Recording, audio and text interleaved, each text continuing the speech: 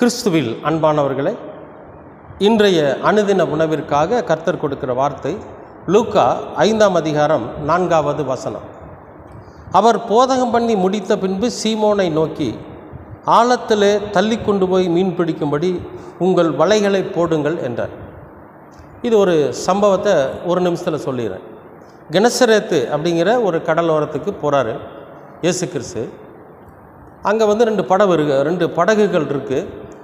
இந்த படகுல ஏறி பிரசங்கம் பண்ணுறாரு. அங்கே இருக்கக்கூடிய மீனவர்கள்லாம் அதை கேட்குறாங்க. பண்ணினதுக்கப்புறம் பார்த்தா படகு காலியாக இருக்குது. என்ன படகெல்லாம் காலியாக இருக்குது, என்ன விஷயம்னு கேட்குறாரு. அப்போ அங்கே இருக்கக்கூடியவங்கள பேதுரு சொல்கிறாரு, ஒன்றும் இல்லைங்க, மீனெல்லாம் எதுவும் எங்களுக்கு கிடைக்கல அப்படின்னு சொல்லி சொல்கிறாரு. அப்படியா, சரி. அப்போ அவருக்கு உண்டான சுவிசேஷத்தை எல்லாம் கேட்டுட்டு சொல்லி முடித்ததுக்கு பிறகு, சரி கொஞ்சம் ஆழமாக போய் என்ன பண்ணுங்கள், வலையை போடுங்கன்னு சொல்லி சொல்கிறார்.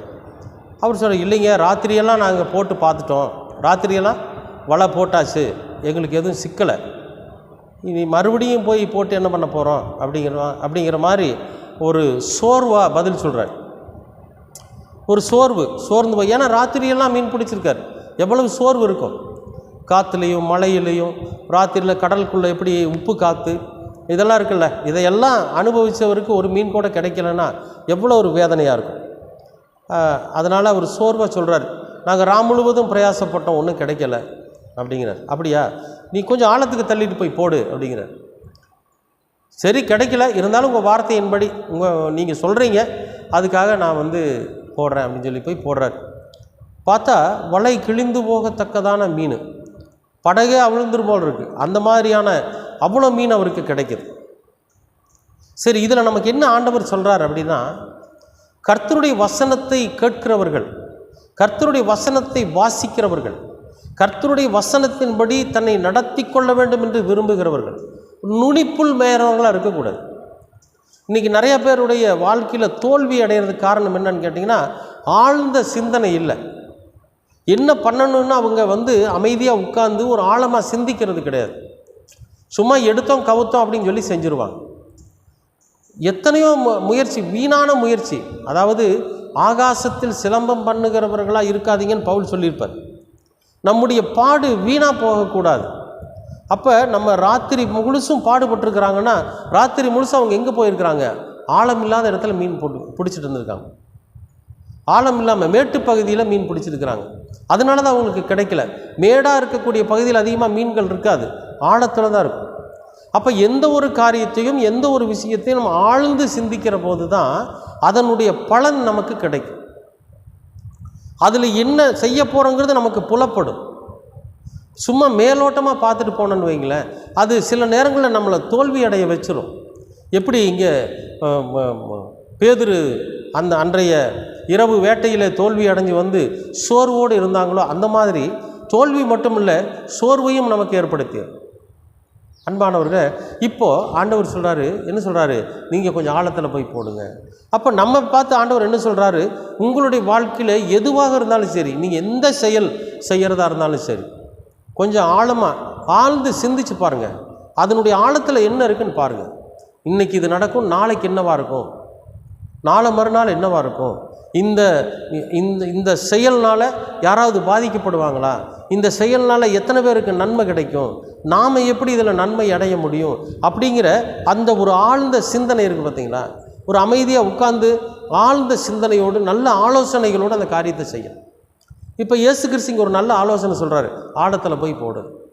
அப்போ நம்ம பெரியவங்களிடத்தில் ஆலோசனை கேட்கணும். எந்த ஒரு காரியத்தை செஞ்சாலும் ஆண்டவர்கிட்ட ஆலோசனை கேட்கணும்.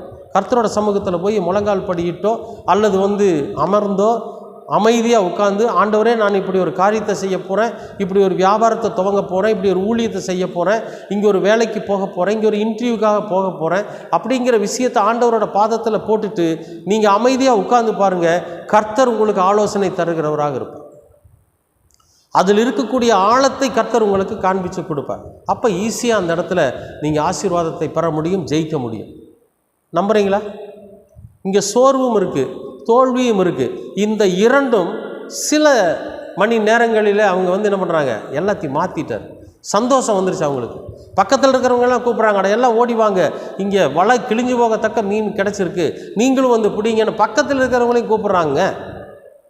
அப்போ இப்படிப்பட்ட ஆசீர்வாதத்தை கர்த்தர் கொடுக்குறாரு உங்களுக்கும் எனக்கும்.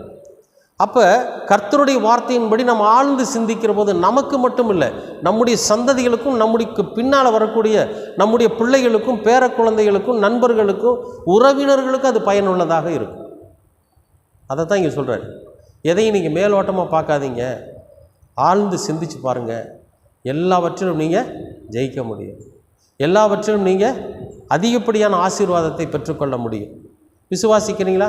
அப்போ ஆழ்ந்து சிந்திக்கிறீங்களா? இனிமேல் சும்மா நுனிப்புல் மேயறவர்களா சும்மா மேலோட்டமாக சிந்திக்காமல் ஆழ்ந்து சிந்திச்சு பாருங்கள். எல்லாத்துலேயும் எல்லாமும் கர்த்தர் நமக்கு தருவார். அன்பின் பரலோக பிதாவே, அருமையான நல்ல இந்த அனுதின உணவிற்காக நன்றி. எங்களுடைய வாழ்க்கையில் இம்மட்டும் நாங்கள் கொஞ்சம் ஒரு மேட்டிமைத்தனமாக நுனிப்புல் மேய்கிறவர்களாக இருந்திருப்போமே, ஆனால் கர்த்தர் தயவாய் எங்களை மன்னித்துக்கொள்ளும். இனி நாங்கள் ஆழ்ந்து சிந்தித்து எங்களுடைய தோல்வியிலும் எங்களுடைய சோர்விலும் நாங்கள் ஜெயித்து வெற்றி பெற நீங்கள் கிருபை பாராட்டுங்க. இயேசு கிறிஸ்து பேதுருவினிடத்தில் சொன்னது போல இந்த வார்த்தைகள் ஒவ்வொன்றையும் இயேசு கிறிஸ்து எங்களிடத்தில் சொல்லி கொண்டிருக்கிறார். நாங்கள் இனி ஆழ்ந்து சிந்தித்து ஆழமான சுவிசேஷத்தை நாங்கள் புரிந்து கொண்டு அதன்படி வாழ கிருபை பாராட்டுவோம். எல்லாவற்றையும் எங்களுக்கு சுவிசேஷம் அறிவித்த எங்கள் அன்பு இரட்சகர் இயேசு கிறிஸ்துவின் வழியாக கேட்கிறோம் நல்ல பிதாவே. ஆமேன், ஆமேன், ஆமேன்.